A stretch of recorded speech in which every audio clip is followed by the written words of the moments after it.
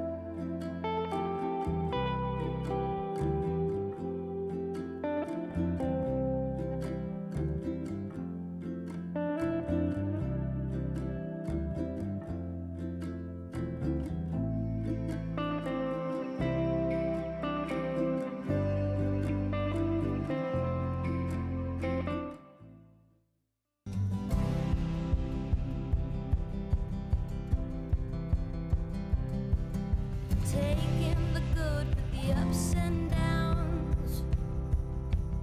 I wanna see how the world turns round.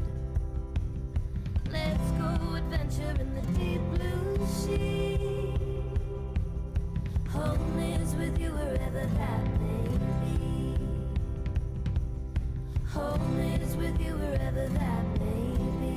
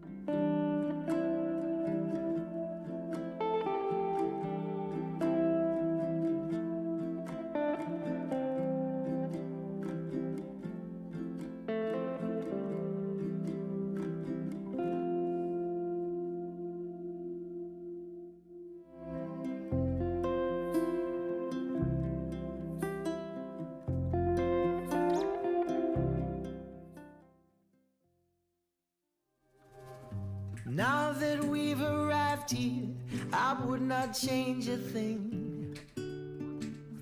Knew that we'd survive here and all the goodness we would bring. Of this I sing.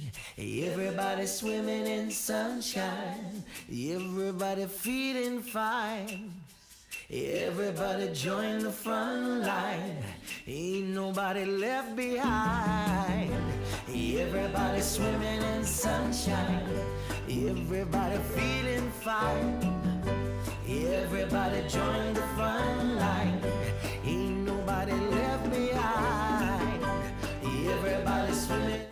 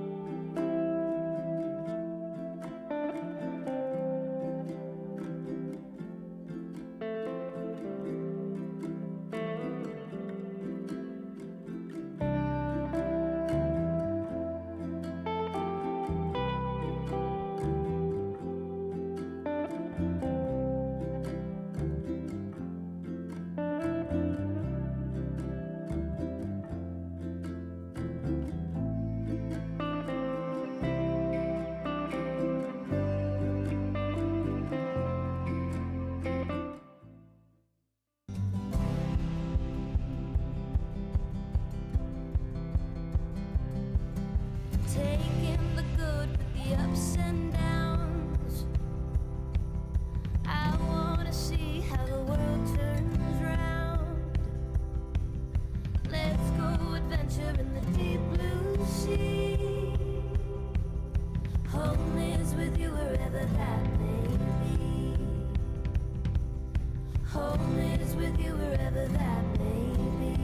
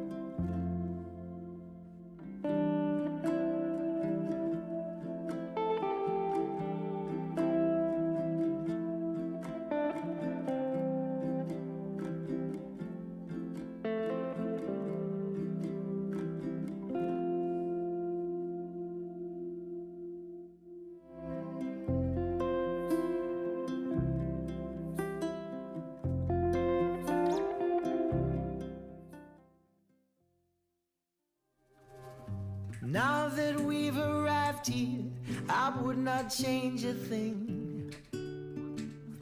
Knew that we'd survive here and all the goodness we would bring. Of this I sing. Everybody swimming in sunshine, everybody feeling fine. Everybody join the front line, ain't nobody left behind. Everybody swimming in sunshine, everybody feeling fine.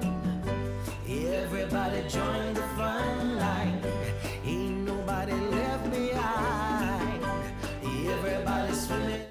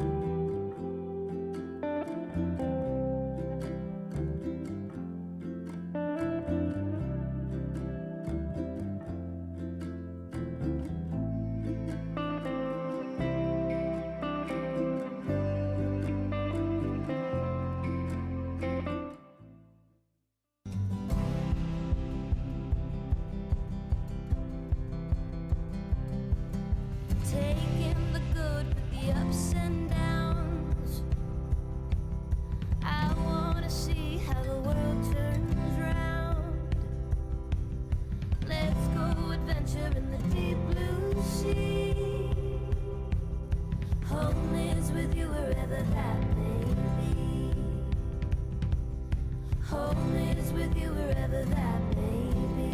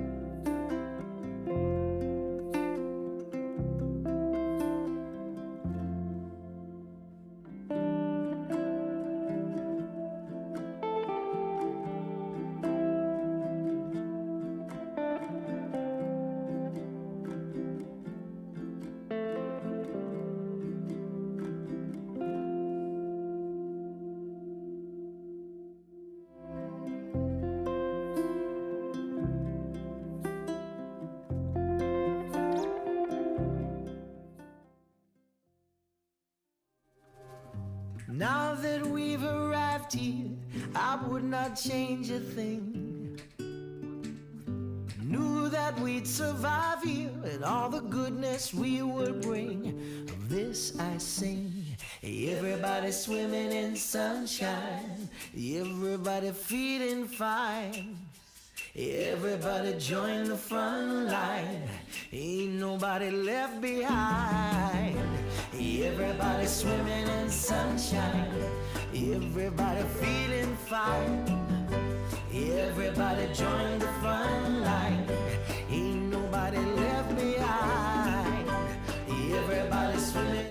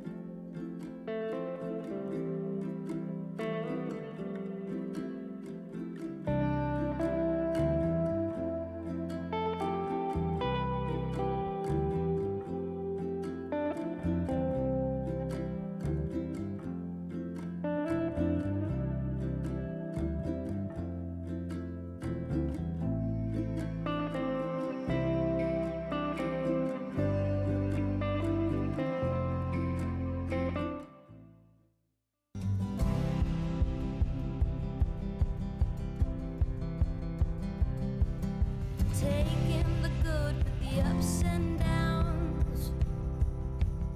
I wanna see how the world turns round. Let's go adventure in the deep blue sea. Home is with you wherever that may be. Home is with you wherever that may be.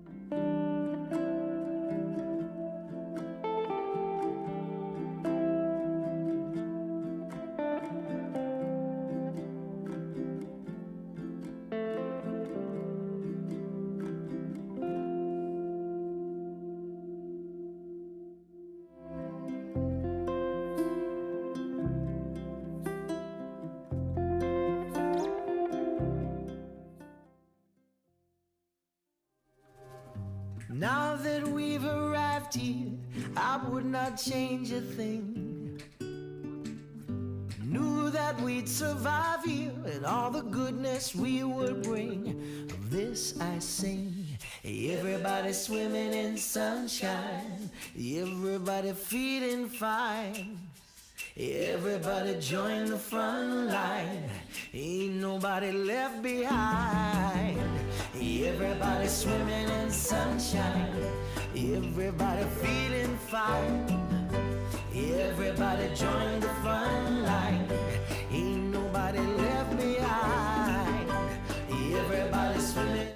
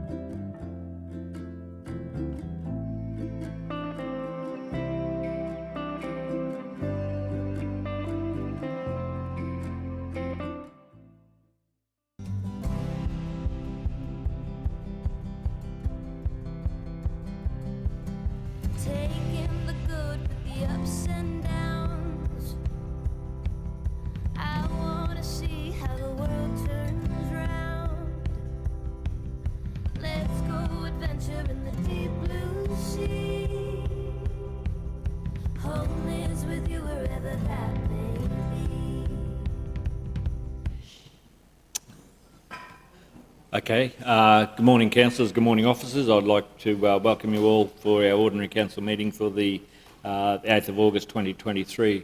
First, I'd like to begin with acknowledgement to country and acknowledge the traditional custodians in the land in which we meet today, the Darumbal people, and pay my respects to the elders past, present and emerging. Extend that respect to our neighbouring Aboriginal peoples within our local government area, the Gungaloo Nation people, the Barada, Cabelbarra and Yetamarala people. Also acknowledging the Torres Strait Islander peoples whose lands are in the Torres Strait but who live and work on Aboriginal lands. Councillors, I'd like to invite a prayer this morning from Pastor Nathan Jones from the Oasis New Life Centre. Good morning, Pastor.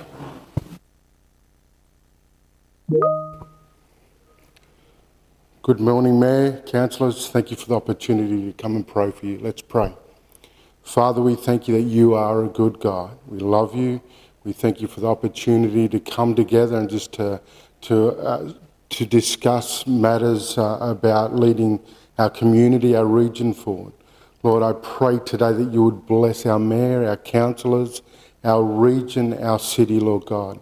We pray your grace upon it, your wisdom, your understanding. Lord, we pray for blessing and finance over it as well. Lord, I pray you bless every person here today. In Jesus' name, amen. Amen. Thank you. Thanks very much, Pastor. Okay, councillors, we've got a full house, and we'll move on with confirmation of the previous minutes from the meeting held on the 25th of July 2023 be confirmed. Could I seek a mover and a seconder with regards to those minutes? Move Councillor Wickerson. Do we have a seconder? Councillor Kirkland. I'll put that. Those in favour? Those opposed? Motion's carried unanimously. Sorry, I'll need to slow down. We've got Lara doing the minutes this morning, so welcome, Lara. And just remind me if I go too quick, I'll throw something across the room and I'll slow down. But yeah, welcome. And that, councillors, moving on to our next item, which is declarations in interest and matters on the agenda. I don't think we have anything recorded this morning. Councillors, if there is anything that arises during the course of the meeting, please inform the table and we can record that at that time. Moving on to item 6, business outstanding nil, public forums deputations nil, presentations or petitions nil, committee reports nil and council delegate reports nil. That brings us to our officers' reports. 11.1, proposed animal inspection program, and we have John to present that one this morning. Thanks very much, John. Thank you, Mr. Mayor. Obviously, we're attending today in relation to a proposed inspection program. Obviously, seeking approval from council to run an inspection program for all non-renewed animals from this registration year, ending the 31st of August. The program will run from the 18th of September to the 10th of December, and it's just specifically designed around animals that haven't been renewed this year. Okay, councillors, questions to John. Councillor Rutherford. Just a question, Mr. Mayor, if I could. John, I was just wondering, do we have numbers of dogs that haven't been re-registered? Through the chair, not yet at this date. Like, the registration is not due until the 31st. Oh, of course. I just wondered what had driven this, whether we were anticipating a higher than normal non-registration or whether it was just something that we tend to do just to follow up. Through the chair, it's a bit of both. So in recent years, we've seen people not renewing their registrations, so we're following up on that, and it is just a follow-up to make sure that people are registering their dogs or renewing their... Okay, thank you. And Councillor Mathers, did you comment on that one? No, all good here. Thank you, Mr. Mayor. I'm happy to move. Happy to move. Councillor Mathers. Question, Councillor Kirkland? Yeah, thanks, Mr. Mayor. Sorry, it was a last-minute question, and it's a question, John, just around the fact that they don't get their little tags anymore. Do you think that the lack of renewing is because there's an assumption that no one will know I haven't renewed, because it's really, for everybody, it was very obvious if that dog, if I saw a stray dog, you could tell by looking at the tag if it was registered or not straight away. So it would mean an officer to check it or a veterinarian to check it to know if it was registered or not. Is that not right? So Through the chair, yes, that's correct. So you would need to check the actual tag number. So now that they don't get those tags every year, they just have the same tag all the time. Do you think that that's contributed to why people might not be re-registering because there's an assumption no one will know? Through the chair, I can't really answer that one. I would say not really, because it was even the decline was before Okay. the lifetime tags came in. So has there been any study into that, any investigation into that, whether that might be a contributing factor? Through the chair, no, not that I'm aware of, no. All right. Yeah, thank you. Has it been since we haven't had the tags, John? Would have been a few years now. Through the chair, I think it's 2 years, 2 years. I believe, yeah. Yep. Okay, it's probably prudent to have a look at that anyway, see whether that is something Take there that one away. to have a look at. Councillor Smith? Just a quick comment, because most people didn't take the previous one off, and you see this dog with a Number whole lot on. of different coloured tags on. You always knew that dog was definitely registered. They're hard to get off unless you've got a really set of cutters. Yeah. Okay, councillors, no further questions. I have a mover. Could I have a seconder with regards to that? Councillor Smith, I'll put that. Those in favour? Those opposed? Motion's carried unanimously. We'll move on to our next item. Thank you. Thanks, John.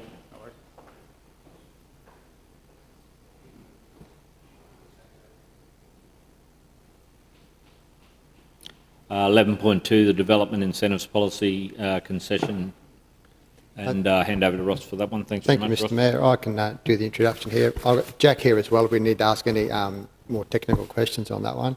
Mr Mayor, this is I've previously been to council to seek the development incentives from the previous policy. Council did approve that the CEO go back and negotiate. We did allow that to be up to the 23rd of July. Unfortunately, the proponents have contacted us unable to make the deadline, having sought a bit of an extension. We're just seeking council approval to hopefully extend that through till January. They have paid the 50%.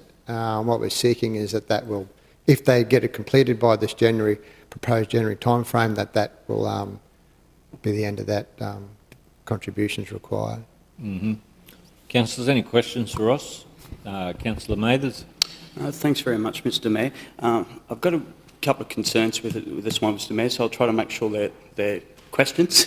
The first one I've got, Ross, is in regards to the budget implications. It says it is recommended that should council support the extension of the application for 6 months, that the amount already be paid to the council for the amount be accepted as the finalisation of the infrastructure charges and developer incentives, and that the developer not be required to pay the full amount and then receive a refund of the developer incentives.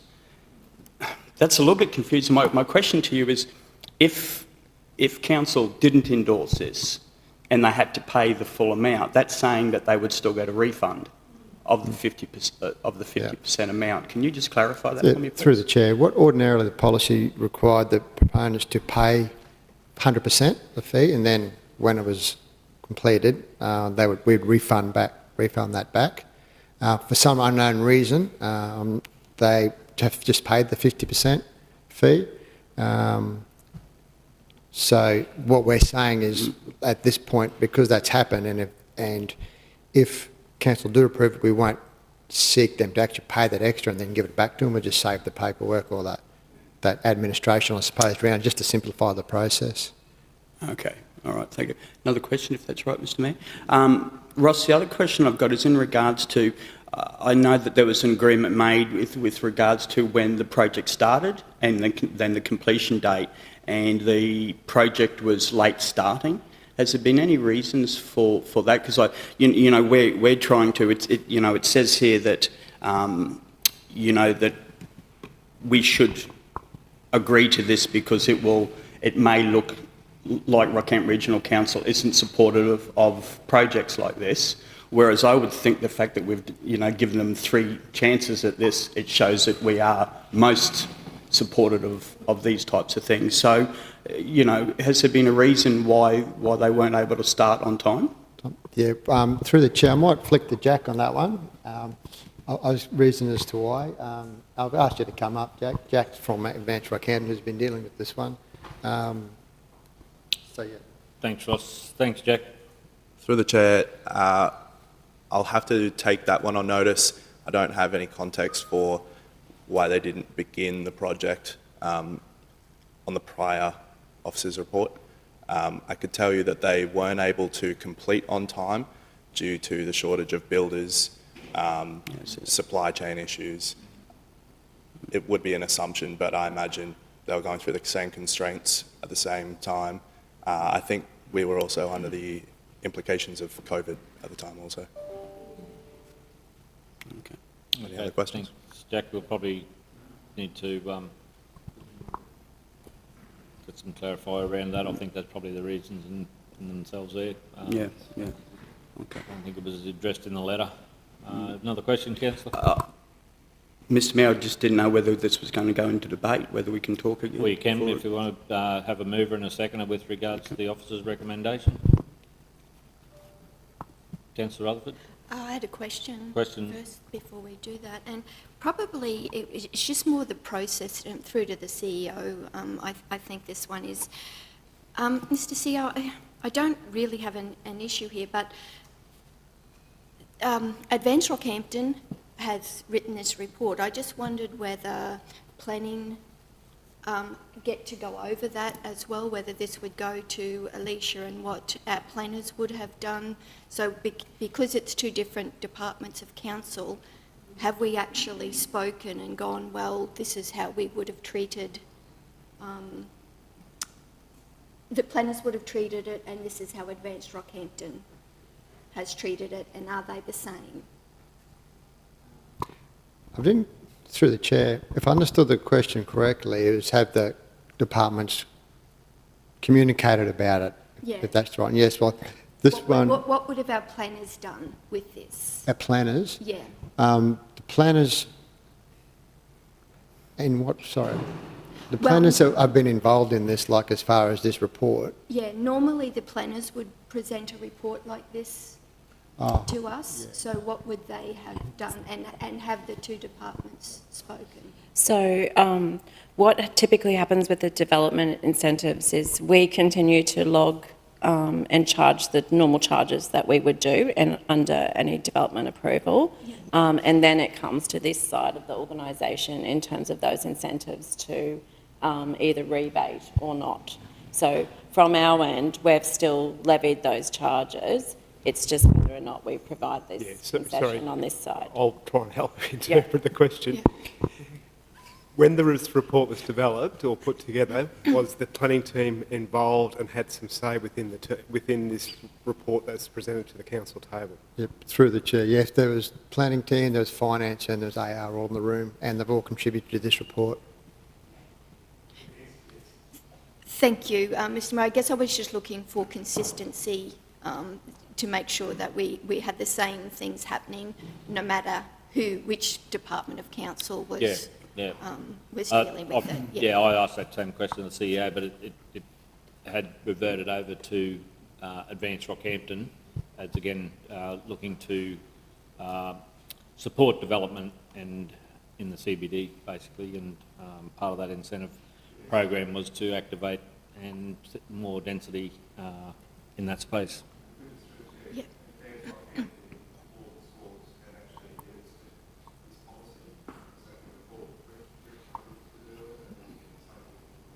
But you're right, the planners do see if they follow their process, and then it's coming back just through another reporting through Advance Rockhampton.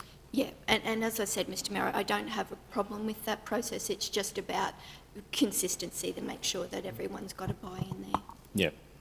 I'm not sure why that was the case, but you know, it may be if there's another program that we'd review that scenario. But that said, Advance Rockhampton's out there in that space looking to promote the region and take us forward. So that said, is there any more questions to the report?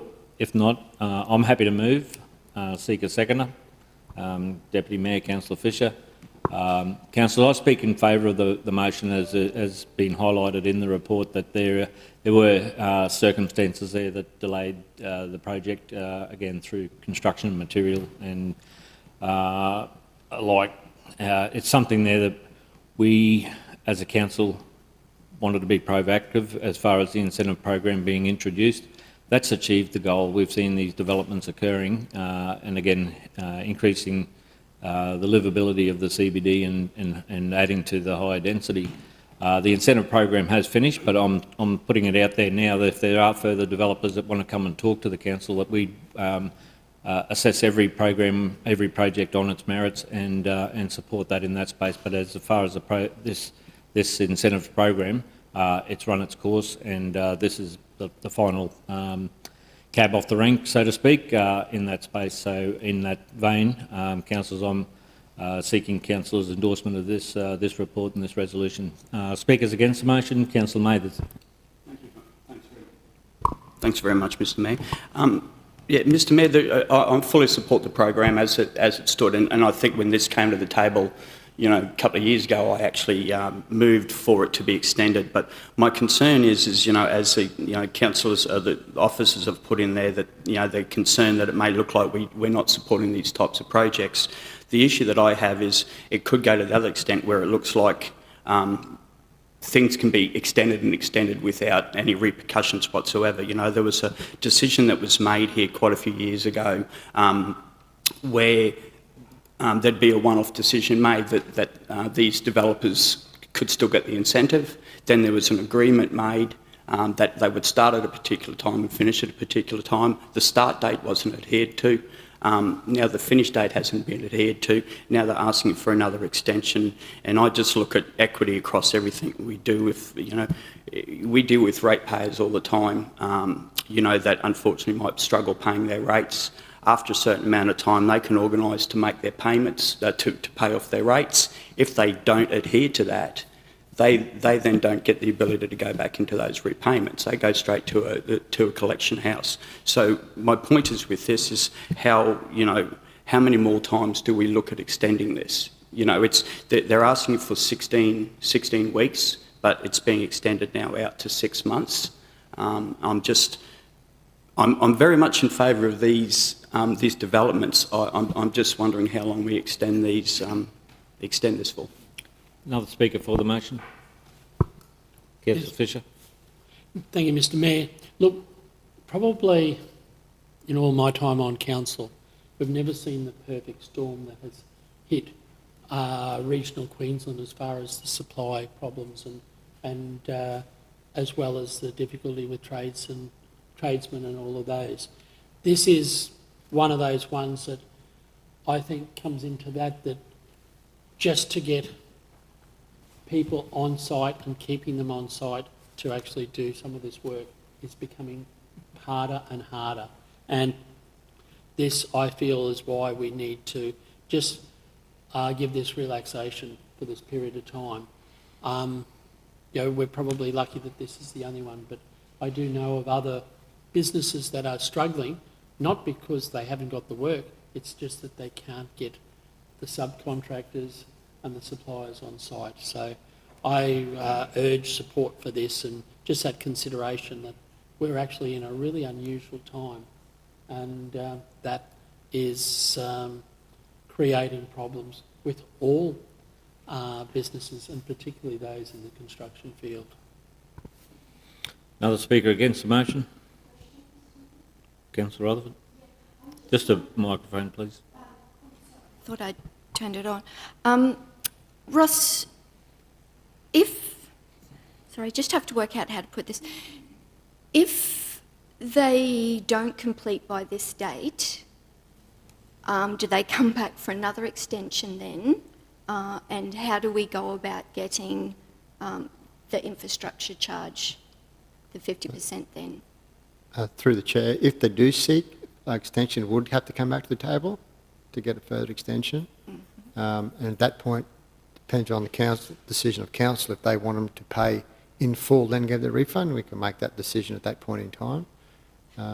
So they will totally, all this does will give officers until that 16th of January. After that, we cannot do, there's nothing we can, if council approve this, there's nothing more we can do except unless coming back to the table. So, yeah.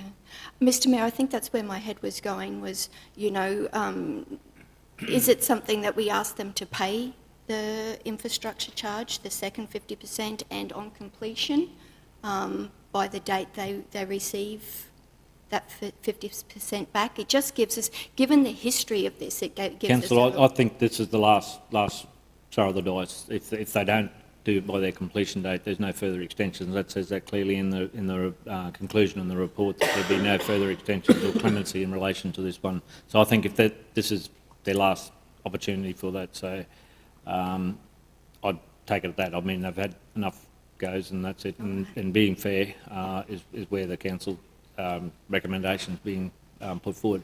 So I'll go back into debate, councillor, that question. I think, yeah, self-explanatory. Any further speakers against the motion?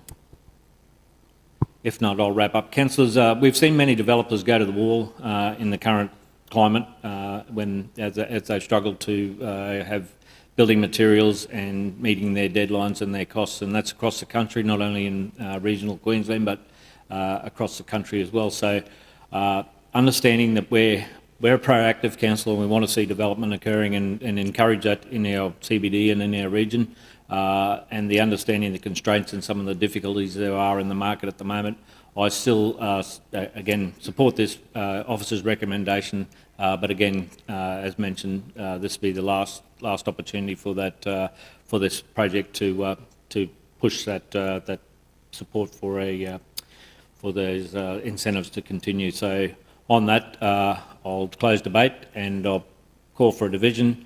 Those in favour, please stand. Record the names. Myself, Councillor Williams, Deputy Mayor, Councillor Fisher, Councillor Wickerson, Councillor Rutherford, Councillor Smith, Councillor Kirkland and Councillor Latcham. Please be seated. Those opposed? Councillor Mathers. The motion is carried. Thank you. Thanks, councillors. We'll move on to our next agenda item, which is our... Sorry, I've just lost my agenda there.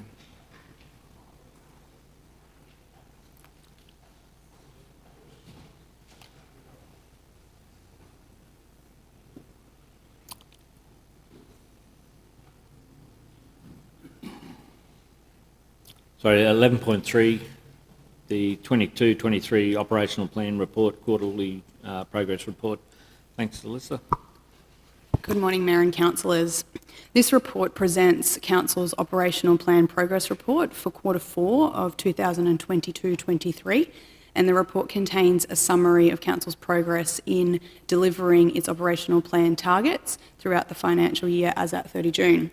Being the Q4 report, the document contains an annual summary, and that captures Council's overall progress in regards to meeting its actions in the operational plan. The progress report contained in attachment 1 provides commentary on Council's key focus areas and also provides updates in relation to Council's major capital projects. The table within the attached progress report sets out each operational plan action and target for 22-23 and is colour-coded to display whether those targets were achieved or not. The colour coding is blue, is listed for those completed, and red for those that were not. It should be noted that it is a strict reporting mechanism, and I believe, as we've seen in previous years, many of those items, despite being shown as red, have been completed, however, not strictly in accordance with the target. So, for example, something may have been due to be completed in March 23. It was completed in April. Unfortunately, it still shows as red. So I just want to be clear that it is a reflection, and in the interest of being transparent, it wasn't met strictly. However, some have still been completed. The commentary beside those actions and targets explains those situations. The annual summary contained on page 4 of the attachment. It provides highlights in relation to, it highlights the challenges that Council has faced in recent financial years, as well as some of those ongoing challenges.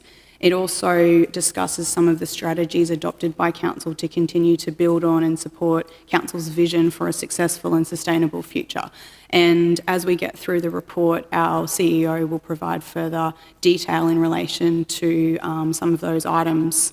Overall, the number of targets achieved in the last financial year is an improvement on the previous 2 financial years. And essentially, the layout today for the report will be what we usually do when we're providing this overview. So we'll call on each of our general managers to run through a bit of a summary and overview in relation to their respective departments. We're not confident our General Manager for Regional Services will make the meeting. He is out of town, but he's trying to get online. He's online? Okay, so that is good news. All right, so first up, we will hear from Alicia in relation to Community Services. Okay, thanks very much, Alyssa.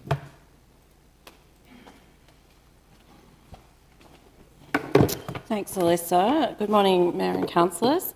I don't get the opportunity to stand up here and speak about the good things in community services, so this is the opportunity that I've taken. So bear with me, you'll just be subjected to it.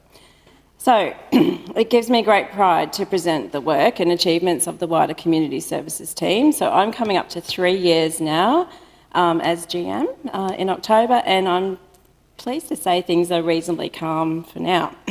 I wanted to start with the negative and what we didn't get done, and that was a number of reasons. So we did not finalise the business plan for the Rockhampton Zoo. We did do a workshop and we've paved the way forward there, but the timing of that one for the approval is really dependent to the entrance project, which has had its own problems, which you're well aware of. We did not complete the review of the community service activities where private providers now supply similar services. This action is carried forward to the current year, and I will be engaging with Marnie in finance to help do that business review. We have not yet developed a 5-year plan for the Heritage Village either, and that one has also been carried forward. Okay, so now on to the more positive aspects. Just bear with me. Okay, so in the community and heritage portfolio, during Volunteer Week on the 14th to 20th of May, we held our second volunteer appreciation event to give thanks to those that work hard for us. So for the year, we recorded 46,664 volunteer hours, which equates to 22 extra full-time people all year round. In many of the facilities, we could not continue to operate without the graciousness of our volunteers. So in that same week, we held our highest attended Homeless Connect event, which I guess the need for that is indicative of the emerging need in our community right now. For the year, we had more than 500,000 visits to our community facilities. So that includes the Heritage Village, 65,000 to Pilbeam Theatre, just short of 82,000 to the Rockhampton Museum of Art, 166,000 to the Rocky Libraries, and 170 or just under 170,000 to Rockhampton Showgrounds. So many of these facilities operate 7 days a week and outside of normal business hours so that our community can appreciate them in their leisure time. So John Webb and his team should be credited with continuing to put on great shows all year round, because that's really important for our community. Through our Community Assistance Program, we funded another 37 great community events, which ensures that we also have a vibrant region. So in the last quarter, we have also made inroads into progress to improve the relationships between Council and Darumbal people and ensure that they are acknowledged and engaged as the traditional landowners of the majority of the region. Despite this, Action 2.3.1 is shown as not met, so that's one of those red ones.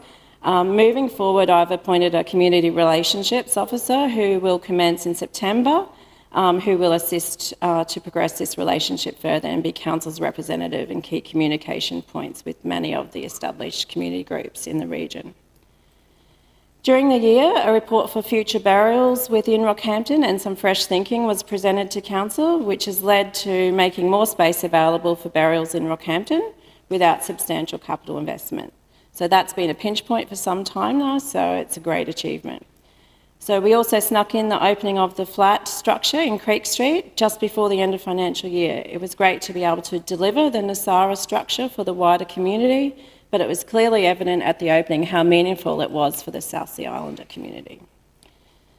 Okay, in the public, sport and open spaces portfolio. The zoo continues to be our leading tourist attraction with approximately 150,000 visitors for the year, and 400 of those being paid encounters. The snake encounters launched for the first time in the June-July holidays, with the first encounters being successful and enjoyed by participants, although it's not my cup of tea. And the prehistoric zoo tours tickets went on sale, which was that third-party tour operator during June as well.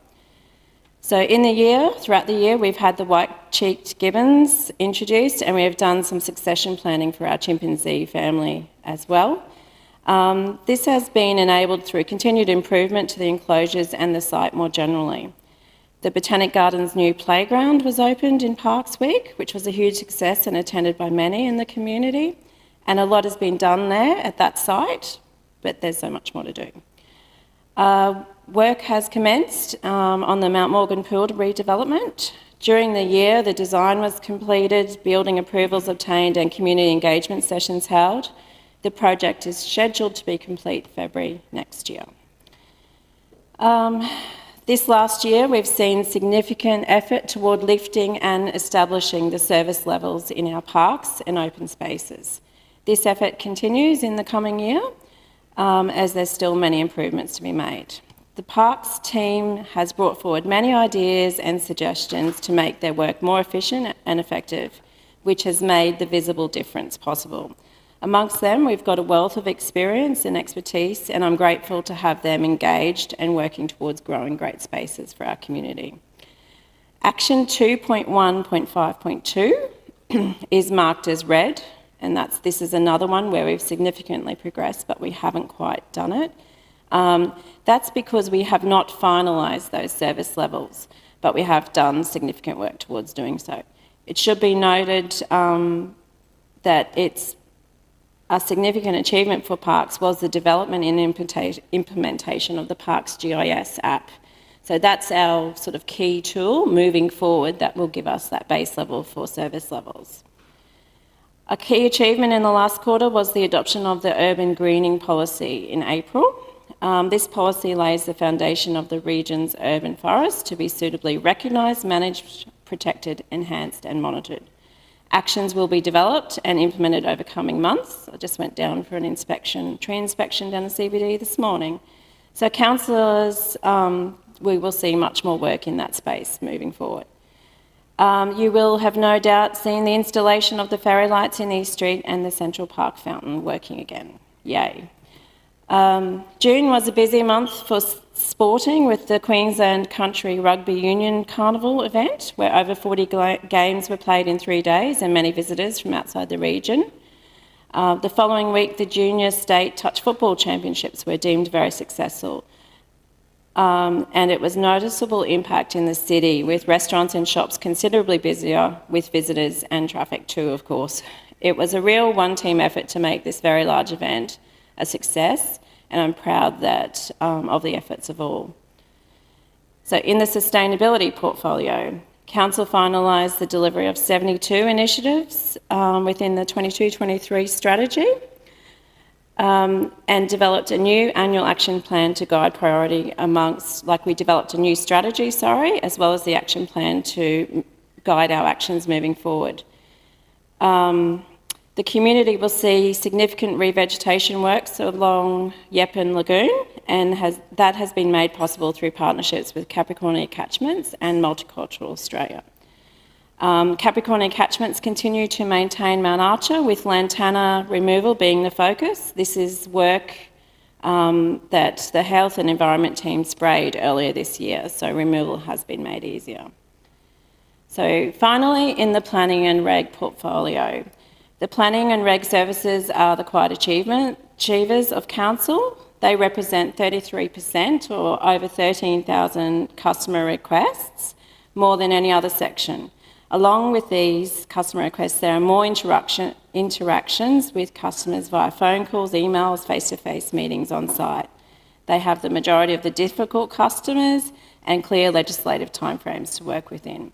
So they often have to say no, but then provide technical advice on how a compromise can be achieved for the benefit of the whole.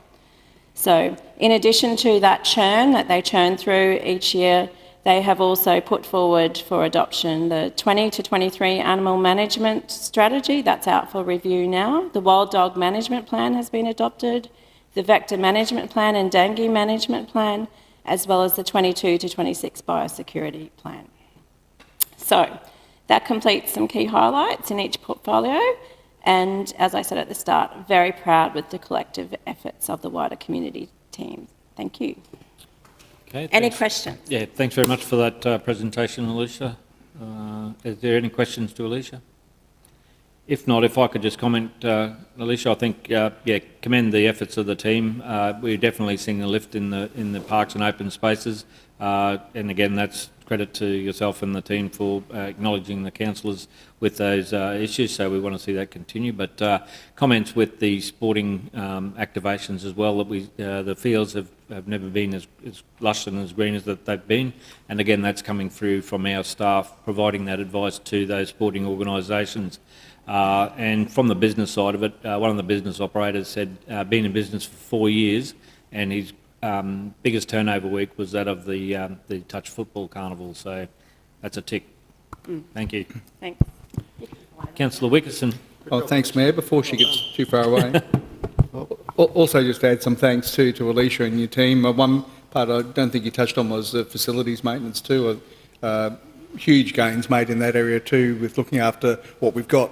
I mean, we spend a lot of time looking at new stuff to do, but to look after what we've got is important as well. So just one example just recently, because I had made some comments about maintenance around North Rockhampton Cemetery, and just the other day we had a very comprehensive tour, walked right around the place, so great to see some huge improvements made there, plenty of people working to complete that, but I really appreciate the time that you always make available, so your door's always open, and good, robust discussions that we have. I appreciate that too, so thank you, Alicia. No problem. Well done, thank you. Thanks, Ross. Thank you, Mr Mayor. I'm here to do the corporate services side of things. We're probably more behind the scenes type services as we run. So what we haven't quite met this year was a lot of it was pretty close. They didn't make all of it. There's a couple of things were in the. I'll refer to the airport ones later. Those were some of the ones we didn't meet, and some of the non-financial ones, but I'll go through them in a moment. Mm-hmm. Ones we didn't quite meet was the community service activities where private providers supply some content. We're working on that one, so we'll continue to work on that one during this year. The calendar engagements for the in line with the community engagement framework. We've got the draft done. We had a change of personnel, which has probably slowed that up, so that's not far away from being completed, and we'll come back here. And the other one that we didn't meet was the customer service phone calls. Very close, with 75% was the target. We made 72%. We had a very difficult start in Q1, which put us behind the 8 ball. The team tried valiantly all year to get that back up. It didn't quite crack the 75%, but we had an orange rather than a red dot. We'd have that one as an orange. That was close. So, but yeah, it was a good effort to the team to get that back up there. Some of the achievements we did meet was in our safety detailed action plans. I mean, 82% of actions were completed during the year. With the workforce and governance, we made the CA required actions were completed during the year, which was a pretty big task to roll that out across the whole organisation. Put the training for all supervisors and all staff or wherever, it was a big job. We also completed the staff survey, which was a fairly big job as well. Got a lot of good feedback. We're still working on using that information for the benefit of the staff.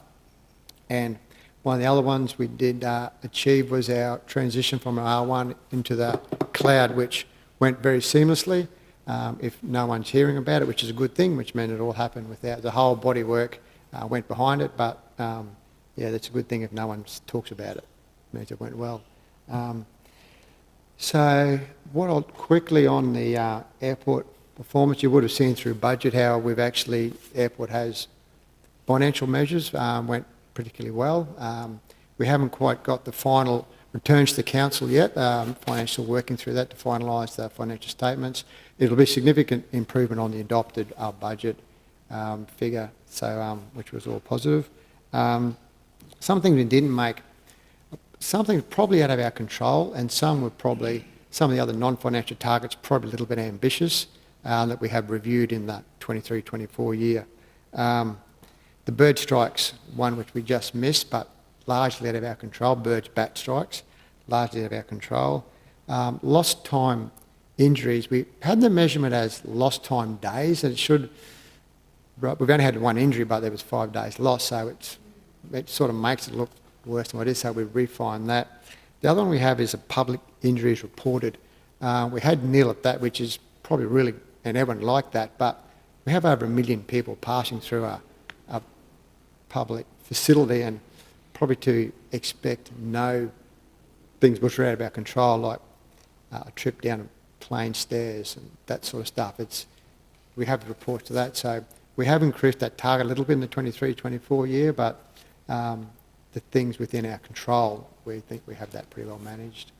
Mr. Mayor, that's probably all I had really to report from the corporate services side of things. As Alicia mentioned, very, very proud of the team, how they've gone about their work this year on difficult contributions, as I am of the whole, every department of council as well. But yeah, I'm happy to take any questions. Thank you, Ross. Questions to Ross? If not, a comment again, Ross. It's equally as important behind the scenes work that's undertaken by the council and the organisation to keep the wheels rolling, so to speak. The airport, I have so many comments from politicians that are coming in to the city, how fantastic that new facility looks, and what an asset it is for the council, and it's due to the work of the airport team that provide that as well. And I think that puts us in good stead for the future and how we can take our region forward, and that's to the fact that we've got great staff working in those locations, and very proud of their jobs and what they're doing. Yeah. So if you can pass that back on to the team as well, Ross, thank you. Definitely will. Thank you, Mr. Mayor. Okay. Alyssa, I'll move on to the next one. Been on and offline there for might have twice, lost him. so yeah. He's not there now? Not there now, no. Okay, we might move to Zach to provide an overview on Advance Rockhampton, and we'll see if Peter comes back online in the meantime. Righto. Thanks, Alyssa.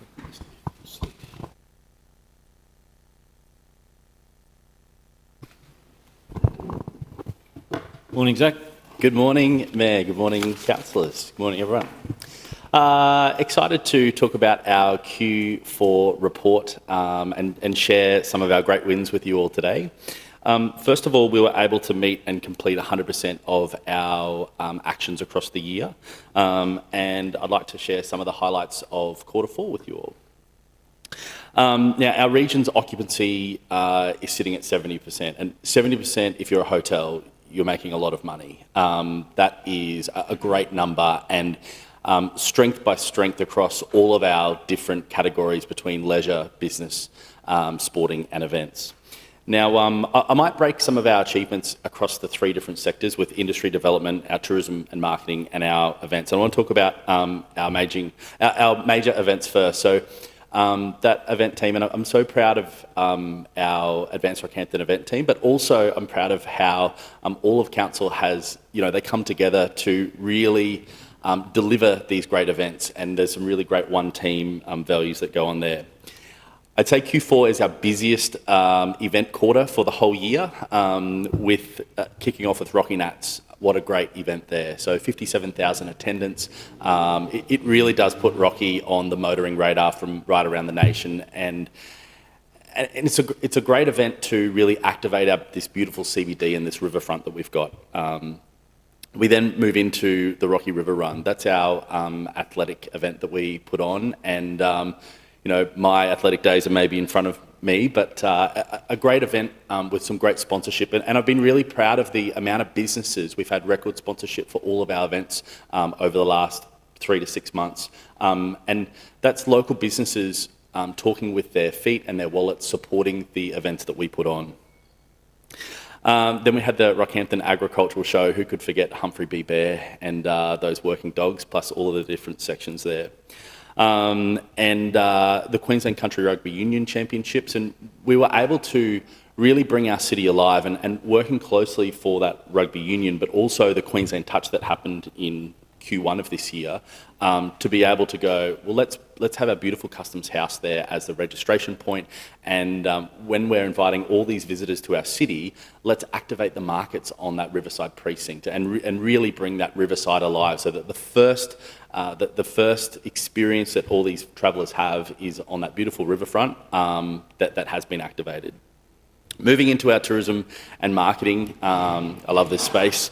Mayor and I travelled down to the Queensland Tourism Industry Council's Top Tourism Town Awards, where we were a finalist for one of our campaigns.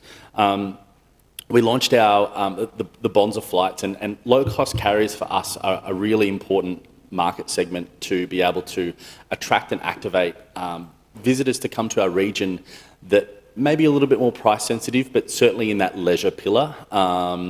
And we've been able to target our campaigns to all of the low-cost carrier destinations right around Australia. We've seen some really great metrics come through from our social digital campaigns that we've been doing. Now, of course, we launched our Yeah the Girls campaign. I was at Tourism Events Queensland's 2032 Blueprint launch on Thursday last week, and the amount of people that came up to me and said that campaign that you ran is fantastic, it's great. They don't always say that they don't have to say that, but when you have people that you might see once a year come up and mention it, you know that you're hitting a great niche and you're breaking through that noise. Now, a big part of our visitation to our region, certainly from an international, is attending industry events like the Australian Tourism Exchange, and so that's a business-to-business event. This is one that I personally attended and had over 120 meetings with travel agents and wholesalers from around the world that sell Rocky, and for us, it's reinvigorating those markets that are, New Zealand is really popular as a source market for us, as well as the UK and Europe, especially Germany. Last week at the TQ Blueprint, there was a panel discussion between Alan Joyce and Jane Hardlicker, the CEOs of Qantas and Virgin Australia, and they were saying that in terms of demand, domestic travel is double what it was pre-COVID, and international travel is at 80%. And so we're seeing those numbers return to where they are. They also spoke about how people book, and that's around, do they book direct, where you jump online and book your own travel, or do you go through a travel agent? And those travel agents still play such an important part for people that maybe don't trust or don't understand how to do that. And then we had our Fox Superflow mountain biking event. And, for us, a sporting event is great because, first of all, we have great sporting facilities, but also mountain biking is an event that's enjoyed by guys, girls, families, young, old, novices, experts, and it's that drive visitation, that drive tourism. We're a drive market, and so we have to attract fly drive or just drive visitors to our region. And of course, with all the athletic events, like whether it be the Queensland Country Rugby Union or the mountain biking Superflow, they work up a real appetite, so then they go and spend lots of money in all of our hospitality venues. And I'd like to just pay special attention to, for the Queensland Country Rugby Union and that Queensland Touch, there was a really, really prominent one-team approach from right across many departments, and special shout out to Justin Bullwinkle and the team from Parks for both of those, for all of his help. And then into the industry development. So we opened the Inkerman Creek boat ramp. That's exciting. Now, that is a two-phase opening, so there is half the boat ramp that is open, the other half will be in a stage 2. I don't have any dates around that. I'm in the car parks there, but that's fully operational out at Port Elmer there. Wade Clark, great guy, he completed the second tranche of the water sails with the Rookwood Weir, and for that quarter, a total of 21 landholders were successful in obtaining that water. And, you're seeing the growth, especially from, some of those larger investment companies with the macadamias that they're investing in, and all of that broad and horticulture and cropping as part of that Fitzroy Food Bowl.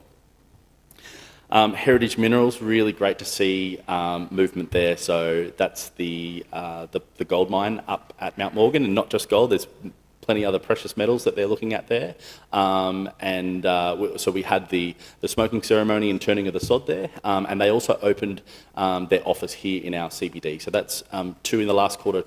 Sorry, not in the last quarter, but last quarter they opened their office. But now that's 2 great resource companies that have an office here that they've opened in the last year in our Rockhampton CBD. Now, we also completed our circular economy framework and also our renewable energy marketing plan, which their internal documents, it lays out, like our internal marketing plans, our approach to, how we tell stories, what different platforms and what carriages we use for growing and going into those different facets of all of those things. So that's an overview of what we achieved in Q4, and I'd like to thank, we got 23 amazing staff there at Advance Rockhampton, and thank them all for all their efforts. Open to any questions. Thanks very much, Zach. Questions, councillors? If not, can I thank you, Zach, for stepping up, and the work that you've been undertaking has been exemplary, and I just see great things that are happening in the region, and all the programs and projects that you mentioned. But beside that, we've also had tours with the councillors going through Hastings Deerings and out to the university to look at the School of Mining, the meatworks, and down to the railway workshops. Activation of that precinct again, and just hearing the vibe about all these projects with Alliance Airlines, Morton Co, and the water coming off of Rookwood. These projects, they haven't started yet, and we're going to see a lot of activity over the next decade, and this is testament to the work that Advance Rockhampton have been doing over the last few years, and starting to see the fruits of that labour coming to fruition, which is really puts the region in for that growth period, and we've got to take advantage of that, not sit back on our laurels, and make sure that we get out there and advocate for further projects and further resources coming to our region. But it's not done solely by the team. It's a council combined effort, and I'd like to thank all the councillors that get on board and jump on that bus and go and do those tours, and understanding what our local economic development space and local economy needs and wants are, and just hearing from the day-to-day operations across the region. It is an exciting time. So if you can pass on thanks to the team for all the work that they've been doing, and those events, the comments that are coming back are just saying that the team are really working hard.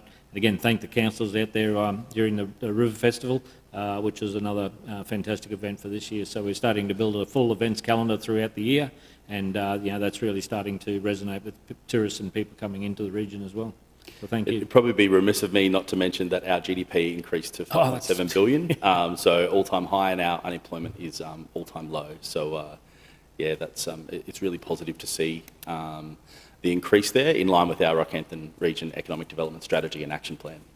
You're right. That I should have started with that, but that's the that is a great indicator of where the barometer is at the moment. So well done, and let's keep up that good work. Thank you. Thank you, everyone. I think we have Peter online. No, we don't have we dropped Peter him out online, again. Mr Mayor. He's we on can, and off. we can get him to front up next time if you like, Mr Mayor. And go Councillors, through. if there are any questions to that side of the civil ops report, just let us know and we can take that through. Otherwise, Peter can provide an update on that briefing session or next opportunity. But the council would have, sorry, Mr Mayor, you would have seen that through that reporting there was within Q4, particularly with civil operations, a big uplift in their capital spend, and they achieved pretty well, not all of it, but they made a big start to it. And we do have now our manager of the FIW on board, and that is a big effort now to actually be able to complete those works. So, as Alyssa said before, it's a very strict reporting regime. Target time must be met to get the right colour dot. So you'll notice there is a number of red dots. I've actually asked to be the next quarter one, for the new op plan to be put on that leadership team agenda to actually go over, make sure that that target is right, and we're going to achieve them. So it was a fairly large quarter. Like we've got a few strategies, the annual side of it. We've ticked off a few strategies council's put together for the economic development strategy, the environmental strategy, the waste recovery strategy. So they're really big strategies. They set the growth, the future, the sustainability of the region for the future. Let's roll up a little bit. We'll roll down, one of the two. And also, Zach, it was the first time in the last few years we've actually had a full annual events calendar outside of COVID. So we're still feeling those impacts of COVID coming through right throughout our programs. It's, again, supply chain, labour, materials.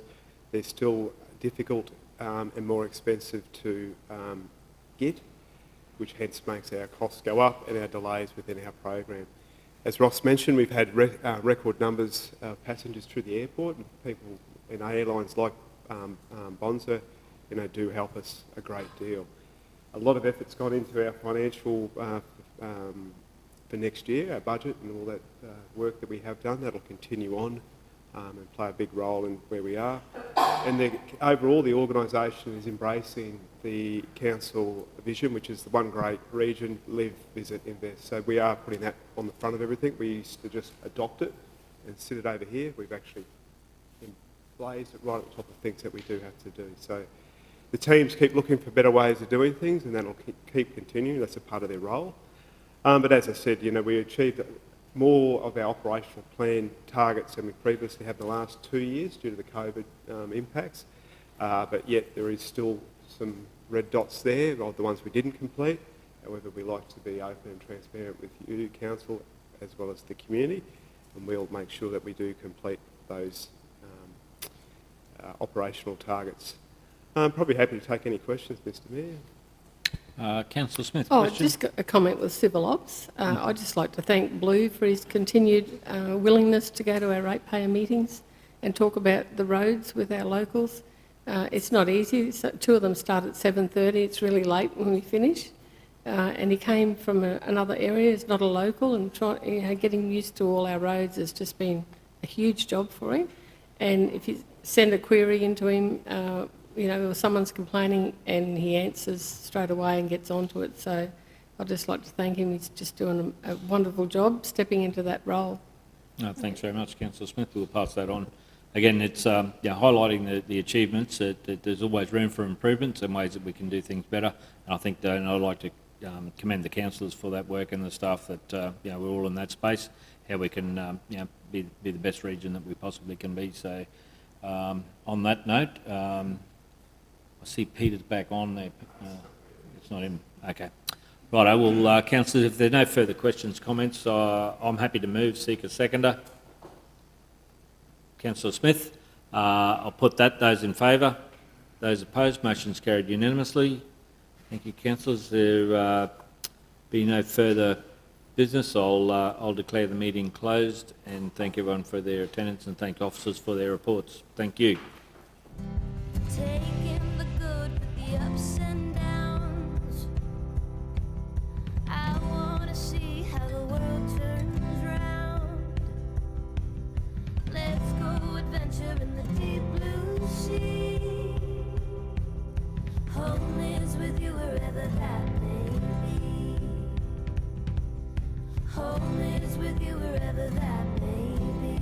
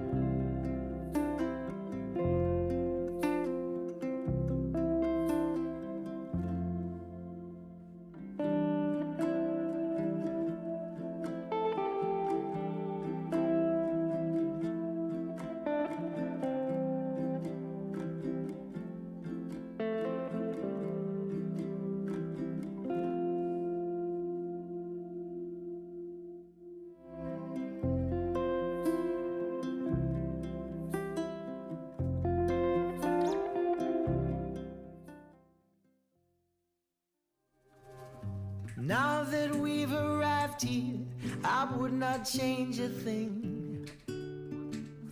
Knew that we'd survive here.